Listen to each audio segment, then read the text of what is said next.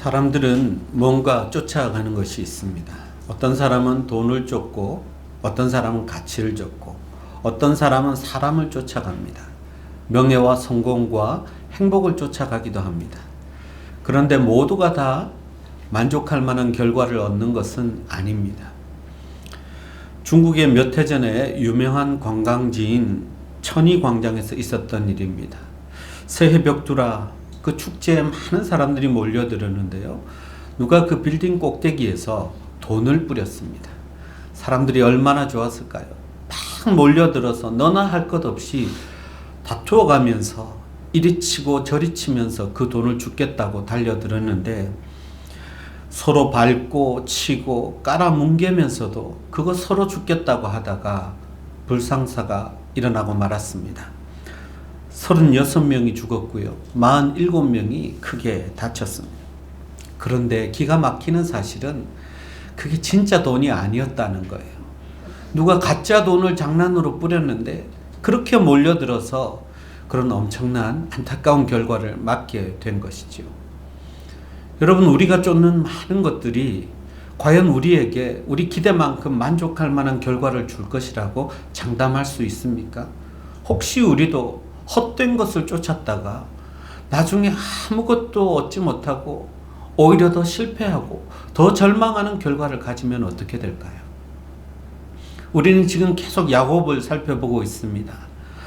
야곱은 하나님 앞에 이제 서약하면서 하나님만 따르기로 결단하고 하나님만 쫓아가겠습니다. 그렇게 고백했거든요. 근데 막상 야곱의 삶은 전혀 그렇지 않습니다.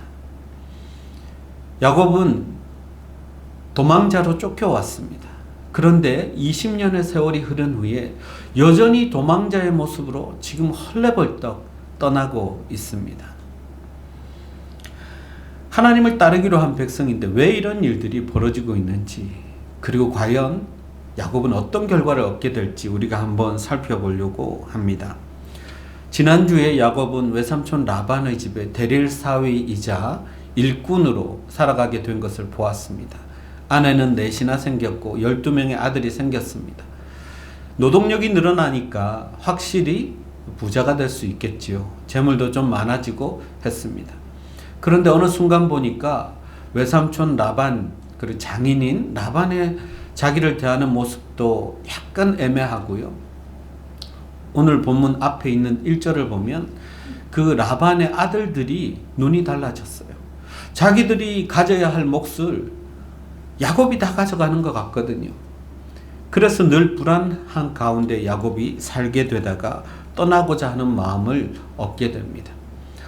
라반과 야곱이 계약을 맺었어요. 참 불리한 계약인데 라반이 어떻게 계약을 맺었냐면, 네가 대신 맡아서 기르고 있는 양들, 염소들 중에서 무늬가 생겼거나 점박이거나 아롱진 것 이렇게 표현되고 있는데요. 아예 검은 것이나 나오거든 다 그것만 네가 갖고 나머지 멀쩡한 거는 전부 다 내 몫으로 돌려라, 이렇게 계약을 맺었어요.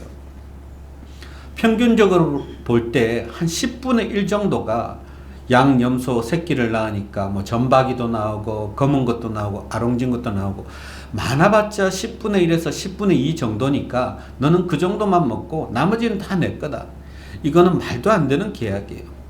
그런데 놀랍게도 이상하게 야곱이 키우는 무리들 가운데는 점 있는 것, 아롱진 것, 그리고 검은 것만 나오는 거. 왜 그럴까요? 하나님이 복 주셔서 그런 거예요. 아무리 야곱이 거기다가 나무를 깎아가지고 무늬를 만들고 얼룩지게 해가지고 새끼 뵌 양들한테 보여주고 염소한테 보여준다고 그게 그렇게 나옵니까?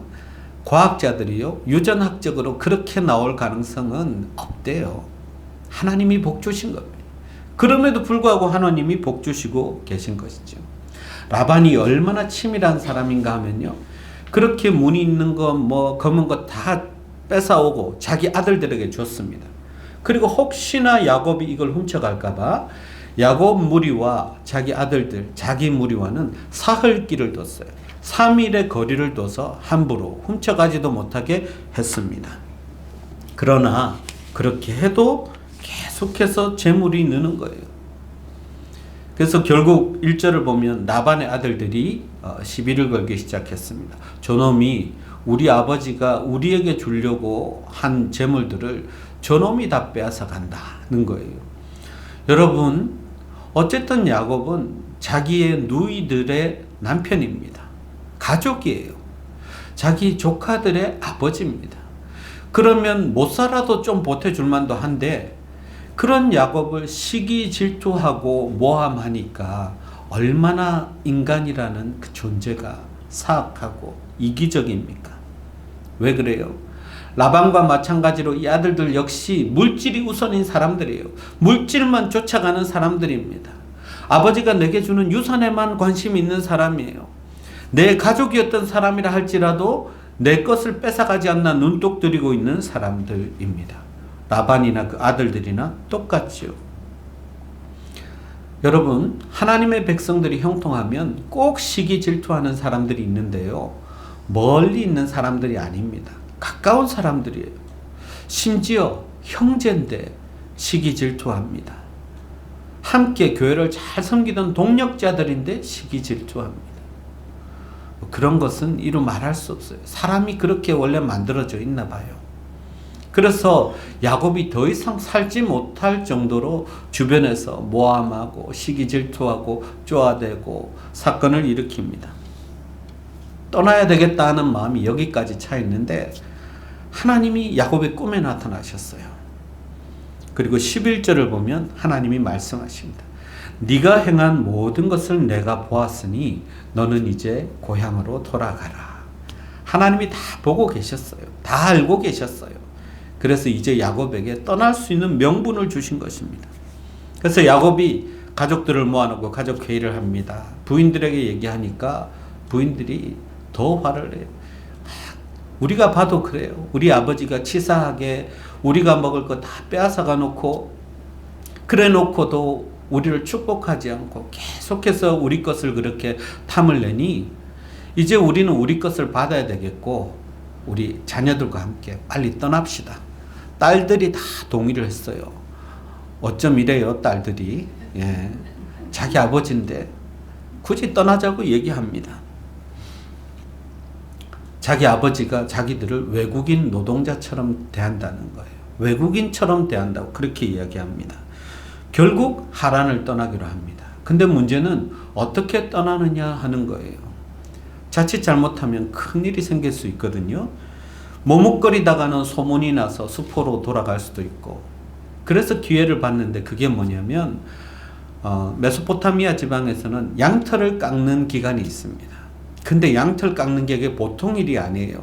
한두 명이 해서 되는 게 아니고요. 한 300명이 모여서 양 한 마리씩 양털 깎고 또 잡아서 또 깎고 뭐 이렇게 한다고 합니다. 그게 며칠씩이나 걸리는 거예요. 심지어는 10일 가까이 걸리기도 합니다. 그래서 라반이 자기들의 양털을 깎겠다고 멀리 떠난 그 기간을 노린 거예요. 그래서 야곱이 도망가기 시작합니다. 도망자로 왔었는데 역시 도망자로 가는 거예요. 그런데 큰 실수를 하나 합니다. 라헬이 자기 아버지의 우상 신상을 하나 숨긴 거예요. 드라빔이라고 하는데 그게 뭐 좋다고? 그게 무슨 능력이 있다고? 그 드라빔을 훔쳐가지고 가는 바람에 그냥 도주자가 아니고 절도 도주죄로 쫓기게 된 거예요.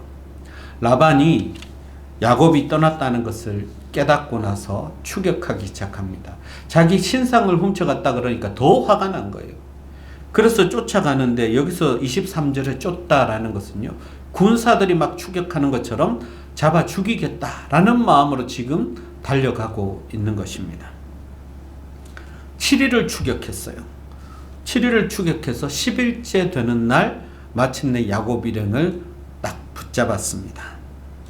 근데 여러분 이 거리가 어느 정도 되냐면요, 하란에서 길르앗까지 쫓아갔는데 640km를 쫓아갔어요. 그러니까 보통 거리가 아니에요. 뭐 당시에 요즘 같은 차가 있습니까? 기껏해야 낙타 타고 또 말을 타고 쫓아갔을 것인데 그렇게 쫓아가서 10일 만에 딱 붙들은 것입니다. 이제 삼촌에게 잡혔으니 그리고 꼼짝없이 도둑질까지 했으니 이거는 죽을 수밖에 없는 상황인 거죠. 위기에 직면했습니다. 야곱 그 일행에게는요, 큰 위기에 직면한 것입니다. 근데 놀랍게도 바로 그때 하나님이 개입하시기 시작합니다. 라반이 야곱을 만나기 직전에 24절을 보면 밤에 하나님이 라반의 꿈에 나타나셨어요. 그리고 야곱을 해하지 말라, 야곱과 선악을 따지지 말라, 이렇게 경고하십니다. 그러니까 라반이 야곱을 만나기는 만났는데 처음에 쫓아올 때 그 잡아 죽일 기세, 그 살기가 다 사라져 버렸습니다. 그냥 풀이 죽은 소리로 야곱에게 이야기하는 거예요. 여보게, 자네 나한테 말하고 갔으면 내가 송별회라도 열어줬을 거야. 내 손주들과 입맞춤도 하지 않고 그렇게 떠나는 법이 어디 있나. 완전히 달라진 모습이에요. 처음에 야곱을 잡아 죽이려고 출발할 때 모습과는 완전히 달라진 모습으로 간 거예요. 근데 여전히 앙금은 남아 있습니다. 그래서 내가 살짝 화가 났지만 자신은 그런 사람이 아니라고 이야기하고요. 살짝 협박도 합니다. 내가 널 죽일 수도 있으나, 그렇게 이야기해요. 그러나 하나님이 어젯밤에 내게 말씀하셔서 내가 참는다는 것입니다. 여러분, 하나님이 없었으면 야곱은 죽을 수밖에 없었어요. 그렇지 않습니까? 그러면 목숨은, 야곱의 목숨은 누구에게 달려 있는 겁니까? 라반에게 달려 있습니까? 하나님에게 달려 있습니까? 하나님에게 달려 있는 거예요. 하나님과 언약을 맺은 하나님의 백성이기 때문에 죽고 사는 문제도 하나님이 결정하시고 떠나는 것도 하나님이 결정하시고 우리 모든 것은요, 하나님께 다 달려 있는 것입니다. 라반이 아직도 야곱을 협박할 구실이 하나 남아있죠. 그게 뭡니까? 훔쳐간 드라빔 때문이에요. 돌아가는 것은 좋은데 왜 너 나의 신을 도둑질했느냐. 근데 야곱이 펄쩍 뜁니다. 야곱은 모르는 일이거든요. 자기 아내 라헬이 그것을 훔쳤으리라고는 생각하지 않으니까 야곱은 떳떳합니다. 무슨 말씀이십니까? 아니, 이제는 나를 도둑 취급하십니까? 찾아보십시오. 자기 일행들을 다 오픈합니다. 그랬더니 라반이 그 일행들과 함께 샅샅이 뒤지는데요, 라헬이 어떻게 했어요? 그 드라빔을 자기 엉덩이 밑에 깔고 앉았어요. 그리고는 치마로 덮어버렸습니다. 수색하다가 라헬에게까지 와서 라헬까지 몸 수색하려고 하는데 라헬이 뭐라 그러냐면, 아버지, 제가 생리 중입니다, 이렇게 이야기하는 거예요. 근데 차마 그 딸의 치마 속까지는 들여다볼 수 없거든요. 그래서 그냥 못 찾고, 뭔가 착오가 있었구나 라고 생각하게 된 것입니다. 한편 라헬도 굉장한 여자지요. 아버지 기질인지 남편과 닮은 건지 거짓말을 쉽게 합니다. 어쨌든 상황이 역전되었습니다. 도둑으로 몰아붙였는데 이게 증거가 나오지 않았어요. 그러니까 라반이 더 기가 꺾이죠. 야곱은 기가 더 살았습니다. 보셨습니까? 도대체 나를 어떻게 보셨길래 여기까지 쫓아와서 그거 찾겠다고 이렇게 도둑 누명까지 씌웁니까? 하면서 야곱이 이제 자기 자리를 단단히 잡더니 뭐라고 이야기하냐면, 임마누엘의 하나님이 나와 함께 계셔서 하나님과 함께 내가 지금 거하고 있는데 그런 나를 도둑으로 모셨습니까? 이런 뉘앙스로 자기는 임마누엘 하나님과 함께 있다는 것을 강조합니다. 라반이 깜짝 놀랐죠. 지난밤에 자기 꿈에 하나님이 나타나신 것도 이상했는데 지금 야곱의 이야기를 들어보니까 야곱이 두려운 존재가 아니라 야곱 뒤에 계신 하나님이 두려워서라도 이 소동은 여기서 끝내야 되겠다라는 마음이 드는 거죠. 그래서 라반이 그냥 머쓱해가지고 손도 못 써보고 야곱과 그 일행들을 놓아주게 됩니다. 그런데 그냥 놓아주는 게 아니라 자기와 상호 불가침 조약을 맺자고 합니다. 왜냐하면 이 일로 인해서 그 야곱의 하나님이 자기를 벌하실까 봐 두려운 거예요. 그리고 야곱이 이렇게 떠나갔다가 더 세력을 키운 다음에 혹시 이런 사건들로 인해서 그동안 잘못한 게 많잖아요. 노동력 착취했죠. 계약을 10번이나 위반해가면서 붙들고 일만 죽으라고 시켰죠. 딸들까지 완전히 떠맡기고 그 모든 걸 생각하니까 후환이 두려운 거예요. 그래서 상호 불가침 조약을 맺자 해서 결국 라반과 야곱이 조약까지 맺게 됩니다. 그리고 라반은 자기 집으로 돌아갑니다. 위기 상황이 놀랍게 전환되었습니다.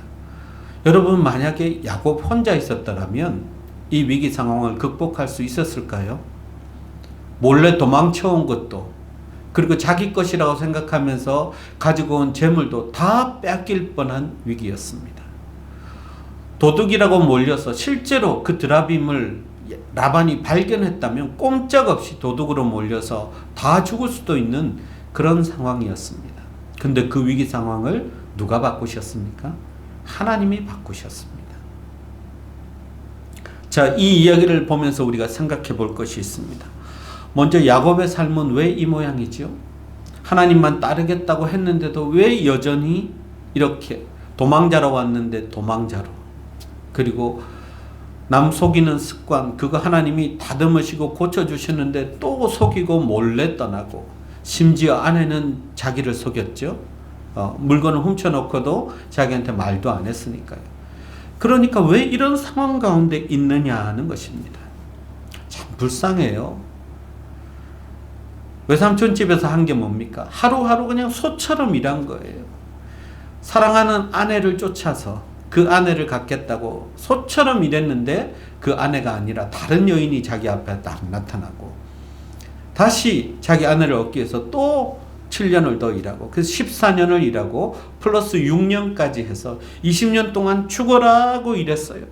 근데 주변에는 자기를 시기하고 질투하는 사람들만 늘어났고요. 결국은 쫓겨서 도망쳐 올 수밖에 없는 삶이 되었던 것입니다. 왜 야곱은 이런 삶을 살고 있을까요? 그 아버지 이삭을 한번 생각해 보십시오. 여러분, 이삭은 이렇게 험악한 세월을 살지는 않았어요. 왜 그런 줄 아세요? 이삭은 아브라함과 함께 모리아산에 올라가서 자신을 제물로 바쳐지는 경험을 했던 사람입니다. 이게 트라우마가 될 수도 있었겠지만 그래도 그는 순종했고, 그리고 하나님이 축복하시고 여호와 이레의 하나님이 어떻게 자기들을 돌보시는지를 깨달았던 사람이에요. 그래서 그 이후로 이삭의 삶은 순종의 삶이었습니다. 하나님을 따라가되 순종하면서 따라갔더니 하나님이 복 주셨어요. 놀랍게도요, 그가 받은 복을요 100배의 축복이었다고 그렇게 이야기합니다. 아브라함은 약속의 주인공이지만 사실 큰 복은 누리지 못했어요. 근데 이삭은 무려 100배의 축복을 누렸어요. 이게 말이 됩니까? 근데 그 아들인 야곱은 왜 이렇게 힘들게 살고 있냐고요. 왜 이렇게 남들한테 속고 속임을 받고 그렇게 사냐고요. 심은 게 다르기 때문입니다. 이삭은 믿음을 심었어요. 순종을 심었어요. 하나님께 믿음을 보여드렸고 하나님 보시기에 순종했습니다. 그랬더니 하나님이 우물을 파면 물이 나오게 하시고, 누가 뺏어가면 아무도 빼앗아갈 수 없는 우물을 갖게 하셨어요. 그게 이삭의 마지막이었거든요. 근데 야곱은 오늘도 자기가 잘못 심은 남 속이고 빼앗고 사기치는 이것 때문에 이 노년까지도 계속해서 이런 일들을 겪고 있는 것입니다. 심은 게 달라요. 그랬더니 야곱 주변에는 자기가 계속 속였더니 자기를 속이는 사람들만 모여 있어요. 자기가 시기 질투했잖아요. 그랬더니 주변에 자기를 시기 질투하는 사람들만 있습니다. 여러분, 참 놀랍죠? 소매치기들은요, 소매치기를 딱 알아본대요. 그래서 딱 갔는데 소매치기들이 딱 보이면 내 구역이니까 가, 이렇게 이야기한다고 하죠. 똑같은 사람들끼리 모이고 똑같은 사람들끼리 알아보는 거예요.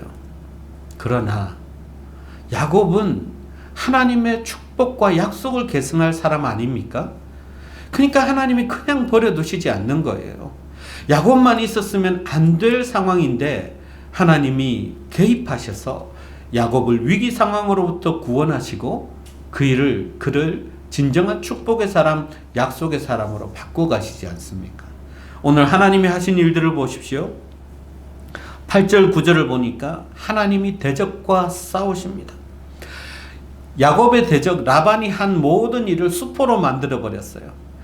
야곱을 거지로 만들어 버리려고 야곱 가진 거 다 뺏어 가려고 온갖 수를 다 썼는데 하나님은 그걸 다 수포로 만드시고요. 야곱을 부자로 만드셨어요. 그래서 검은 것, 무늬 있는 것, 점박이 이런 것들만 야곱 진역에 야곱 일행 가운데 잔뜩 태어나게 하셨죠. 아무리 라반이 잔머리를 써도 하나님은 그것을 수포로 만드시고 야곱을 복 주십니다. 왜 그래요? 하나님의 언약의 백성이기 때문에 그렇습니다. 하나님과 약속을 맺은 당사자이기 때문에 그렇습니다. 심지어 라반이 야곱을 죽이기 위해서 추격하고 있을 때도 하나님이 직접 나타나셨잖아요.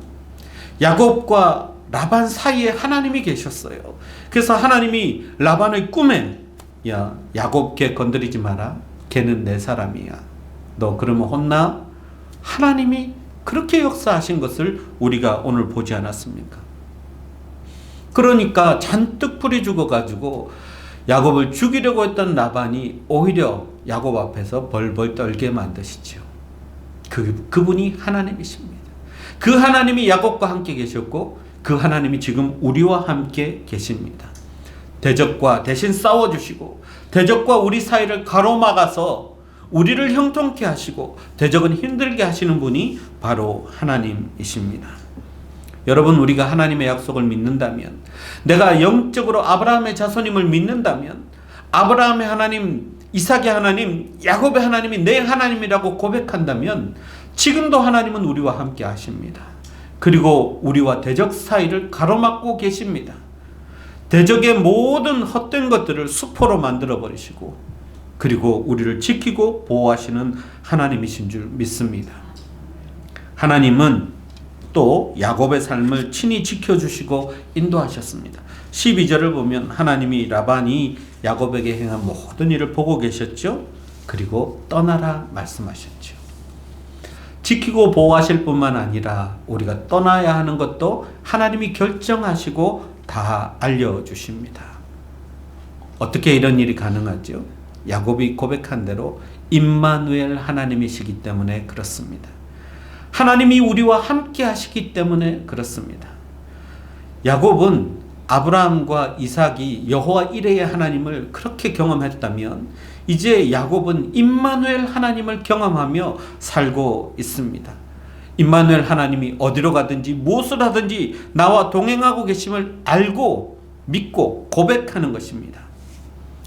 사랑하는 성도 여러분, 야곱은 어둡고 암울한 현실에서 도망가는 법을 택했습니다. 그런데 인간적으로 생각해낸 그 방법은요, 딱 10일 만에 끝이 났습니다. 딱 붙잡혀 버렸죠. 야곱은 자기 힘으로는 빠져나갈 수 없는 위기 상황 가운데 있었습니다. 그러나 하나님은 이것을 완전히 역전시켰습니다. 완전히 바꾸셨습니다. 라반에게 나타나셨고 그리고 이 장면에서 라반의 모든 것들을 역전시켜서 오히려 라반이 야곱을 두려워하도록 그리고 야곱 뒤에 있는 하나님을 두려워할 수밖에 없도록 만드셨습니다. 하나님이 야곱과만 함께 하십니까? 하나님은 우리와 함께 하십니다.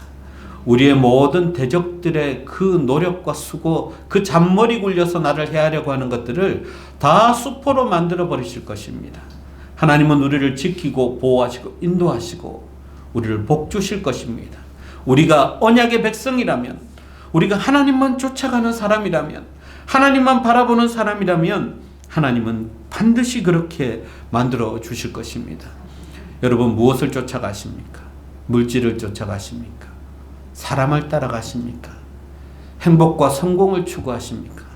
다 좋습니다. 다 좋은데 그것이 하나님과 관계없는 것들이라면 그것은 헛된 결과만 줄 뿐입니다.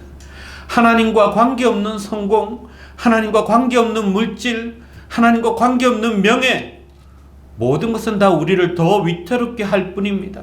헛된 결과를 마주하게 할 것입니다. 그러나 하나님과 함께 한다면 그 모든 것들이 진정 우리의 복이 될 것입니다. 우리를 더 하나님의 사람으로 빛나게 만들어 줄 것입니다. 무엇을 쫓아가야 할까요? 무엇을 따라가야 할까요? 무엇을 추구해야 할까요? 헛되지 않은 영원한 진리이신 하나님만 붙잡아야 합니다. 하나님만 따라가야 합니다. 하나님만 추구하고 하나님께만 순종해야 합니다. 그러면 하나님이 우리를 지키실 것입니다. 우리를 보호하실 것입니다. 우리의 대적과 싸우실 것입니다. 임마누엘 하나님이 지금도 우리와 함께하고 계심을 믿습니다. 기도하겠습니다.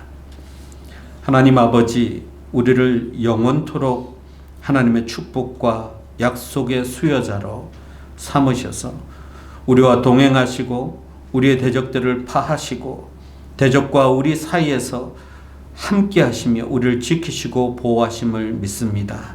우리가 언제나 하나님을 쫓고 하나님을 따르고 하나님과 함께함으로 영원하신 하나님의 축복을 누리는 우리가 되게 하여 주옵소서.